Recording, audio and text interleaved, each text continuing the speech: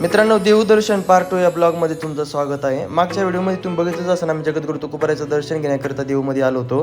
पण पार्ट 2 बनवण्याचं एक कारण होतं, आम्ही आलो होतो मंदिराचं दर्शन घेण्यासाठी, पण एका पार्टमध्ये ते बसत नव्हतं, मग मी पार्ट 2 बनवलाय। मग जगद्गुरू तुकोबारायचं दर्शन घेतल्याच्या नंतर आम्ही फायनली आलो होतो गाथा मंदिर बघण्यासाठी। आणि तुकोबारायांचे जेवढे काही अभंग आहेत ते अभंग इथं भिंतीवरती लिहिलेले आहेत। मग हे सुंदर असणारं मंदिर बघितलेलं आहे आणि कोण कोण मित्रमंडळी इथं आलेले हे सुद्धा कमेंट करून सांगा। मग दर्शन झाल्याच्या नंतर आम्ही विनेकरी बाबांचं दर्शन घेतलं आणि फायनली आलो आम्ही बाहेर। कारण बाहेर येण्याचं कारण लवकर हे होतं की आम्हाला लवकर घरी जायचं होतं, आभाळ एवढं बिघडलं होतं आणि पाऊस असा येत होता की 5 मिनिटं पाऊस येत होता, लगेच जात होता। मग हे येण्याच्या अगोदर आम्हाला घरी जायचं होतं। मग मित्रमंडळीसोबत आम्ही नाश्ता केला आणि नाश्ता करून आम्हाला सरळ जायचं होतं डीमार्टमध्ये।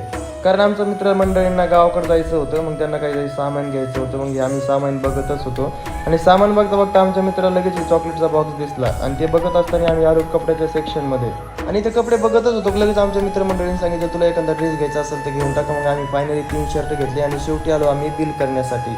आणि जसं आम्ही बिल करायला आलो की आमचं लक्षात आलं की आम्ही बॅग सुद्धा नव्हती आली। मग हे सामान आणि कपडे हातात घेऊन आम्ही फायनली निघालो घरी। तोपर्यंत तुम्ही फॉलो करून घ्या।